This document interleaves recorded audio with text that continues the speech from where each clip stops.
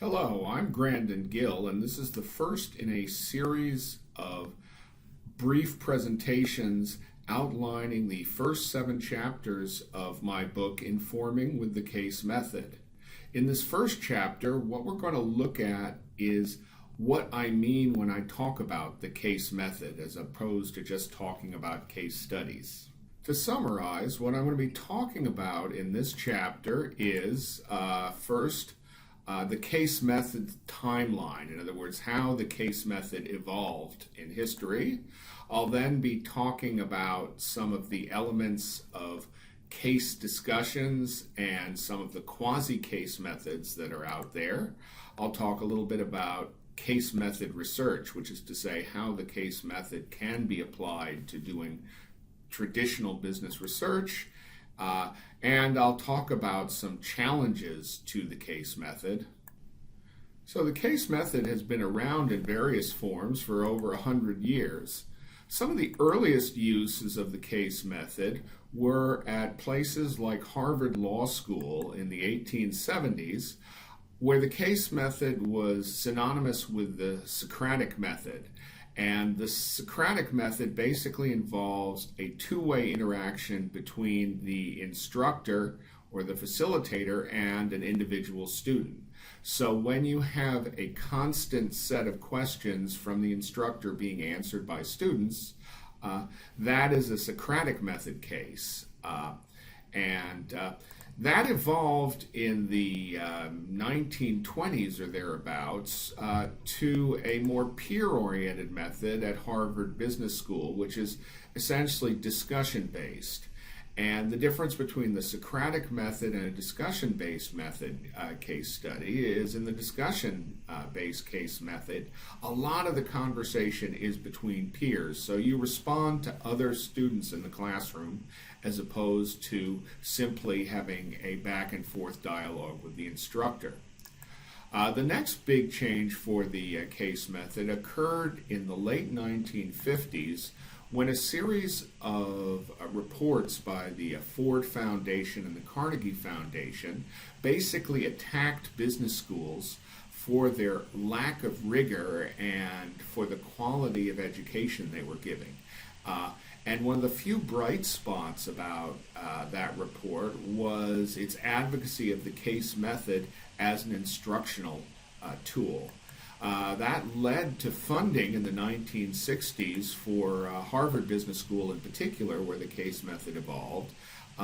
And faculty from all over the world were trained at Harvard Business School in case method teaching. And this basically went on through the 60s, but then was kind of discontinued in the 1970s and on. And the focus of the elite business schools moved much more towards traditional research in the sciences.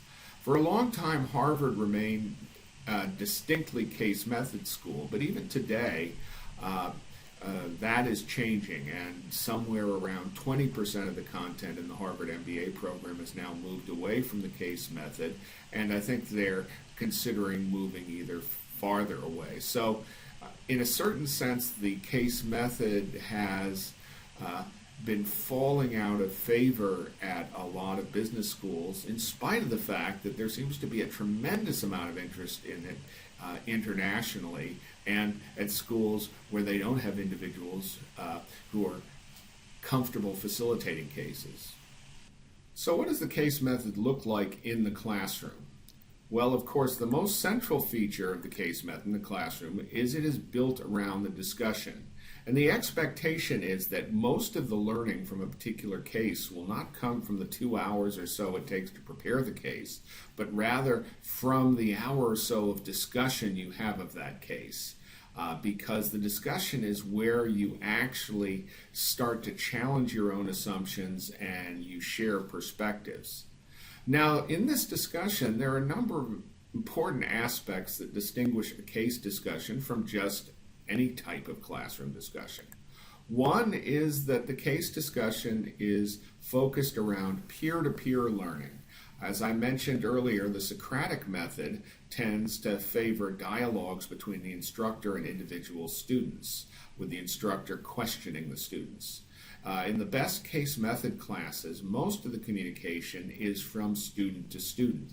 So the group plays a much, much larger role in the sort of community learning. Another important characteristic of the case method is that it really benefits from diversity.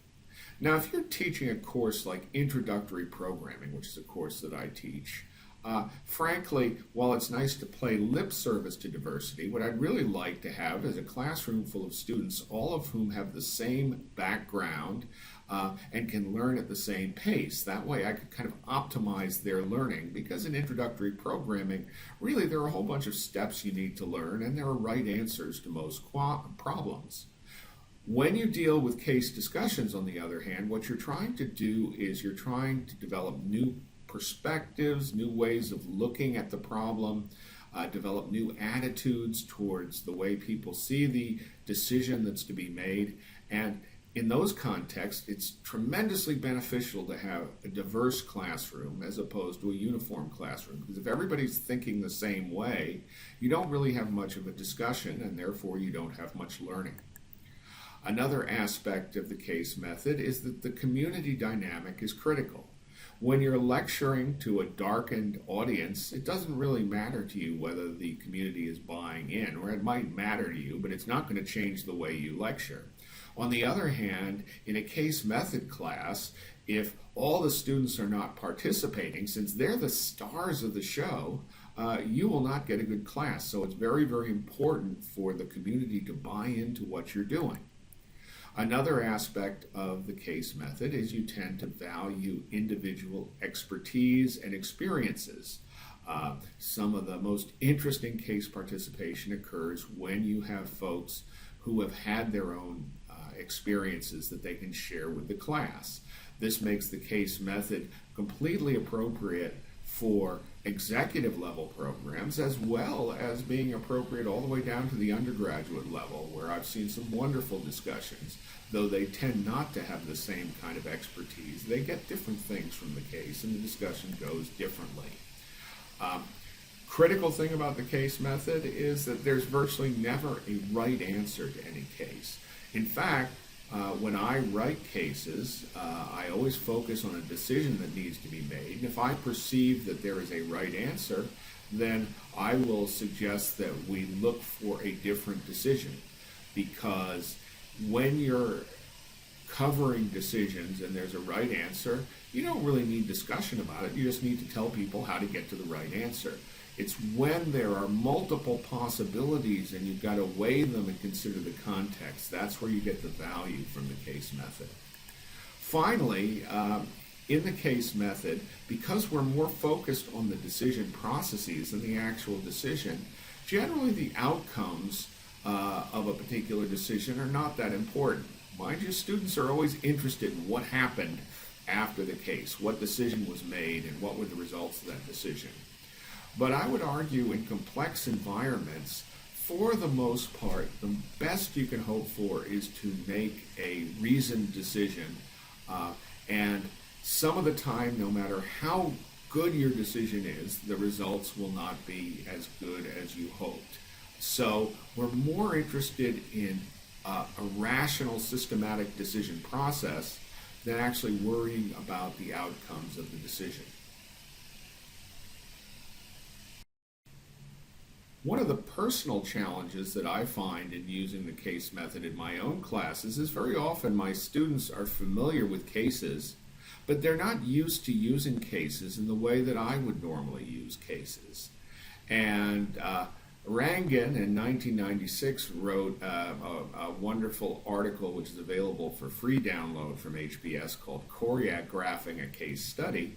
And he identified a number of different types of ways of using case studies that aren't really the case method, that aren't this peer-based discussion. For example, he talked about lecturing a case. Lecturing a case is basically where you simply walk the student through the case and tell the student what lessons that they should learn from this particular case without necessarily worrying about whether there's a discussion. I try not to lecture cases, but when my students are not participating actively in a discussion, that's what it sometimes degenerates into. Another example is what Rangan calls theorizing a case. This is taking a case study and then using it to support or to argue for some theoretical framework. For the most part, cases can be analyzed without theoretical frameworks, and I tend to use them sparingly. But when you're theorizing a case, what you're basically trying to do is take that case and move it into the realm that academics usually focus on, which is theory. Another example is illustrating a case. And this is a perfectly valid technique. I use it very frequently when I'm lecturing. I will use a case as a way of illustrating a point which is hard to illustrate in an abstract way. This is basically concrete, making a case concrete. A lot of times when you see companies talking about case studies on their website, they're using case studies as illustrations of how their product could be used. Another thing that I sometimes refer to is dialoguing a case. And when you talk about dialoguing a case, what you're really talking about is having a discussion back and forth with the instructor on the case. And this is what I refer to as the Socratic method. This isn't really one of Rangan's ideas. Finally, what we have is choreographing a case, and this is the way that case discussions, as I described in the previous slide, are used, where you basically look at the facilitator or the instructor as a kind of a conductor, but in the best case, the students themselves are the ones making all the noise, just like the orchestra. The philosophy of the case method can also be applied to a research context. And I would argue that case method research, which is really a term that is not used that frequently. Usually the case method refers to the classroom. But when applied to research, the case method typically has a number of characteristics. For one thing, it means the research tends to be exploratory. You don't typically go into a case study to test a theory in a big way. A lot of times you go in to explore, particularly when I call it case method research. Another characteristic is it's heavily triangulated. This is true of most case research, and what triangulation means is that we use information from a lot of different sources. So whereas in a research based on surveys, you would probably just use the survey and then you'd use mathematical tools to analyze it. In the case study, because you're dealing with a small number of observations, often as little as one observation, you take as many different research sources as you can. Sometimes you'll bring in multiple investigators so you can share your perspectives. And you basically try to look at how much these different sources of evidence confirm each other. Another aspect of case method research is it tends to be active research, which is to say that the researcher is frequently involved in what's being researched. In fact, one of the things I found in case development is it's almost impossible not to be involved in the processes you're looking for, because the managers or the individuals you're looking at will tend to ask you for advice, and if you're not generous in sharing your advice, their question is, why should they bother working with you? Another aspect of case method research is it tends to be constructivist. And by constructivist, I mean that a lot of times you actually create your own theory. This is sometimes called grounded research. But you basically try to develop a conceptual scheme to explain the situation you're looking at without necessarily worrying that much if the same scheme applies to every situation. And the final characteristic, I would argue, is it often is explanatory. Frequently, when you're dealing with numerical research, they will tell you a relationship, say, between two variables exists, but there really won't be any explanation in it. In case method research, you frequently will use tools like interviews, archival data, and so forth to try to come up with an explanation as to what's happening. So you really try to dig deep into the problem instead of simply reporting what the evidence tells you. One way of thinking about case method research is in terms of its relationship to other types of research. And if we look at qualitative and quantitative research as a sort of a divided areas of research, though the boundary is very porous, what I would argue is that most case research of all types falls in the qualitative area, though some quantitative aspects are possible. Very often in a case research, I will report the results of a survey a company collected, or perhaps I collected, as part of the overall evidence in the case. And whereas there are all your case research that's based on observation is a large thing. There's also case research based on things other than observation, such as publicly reported sources. Case method research falls within that, but not all observation-based research applies the case method. We also have all these quantitative types of research, such as mathematical formulations, statistical surveys, lab experiments, simulations, and so forth. And there's qualitative research that does not involve observation, for example, abstract theory building. But ultimately, the case method fits within this area, and so not all qualitative research is case method research by any stretch of the imagination, and there are various types of case protocols, such as some of those suggested by the well-known researcher Yin, that really wouldn't fall under my definition of the case method. I'd like to conclude this chapter summary with some of the challenges associated with case method teaching and research. And there are quite a number of them, which is one of the reasons why you will not necessarily find all researchers comfortable using this technique. In fact, relatively few of them use it in a systematic way. So, for one thing, there are relatively limited opportunities to learn. Nowadays, researchers tend to favor other methods, and case research and case method instruction are learned best by observation and a kind of apprenticeship. And it's very hard to find mentors who are very comfortable doing this. Another challenge is that it frequently is a mismatch with researcher skills. More and more, we're training our traditional PhD students to emphasize quantitative techniques and statistical analysis, and those play a much lesser role in case research.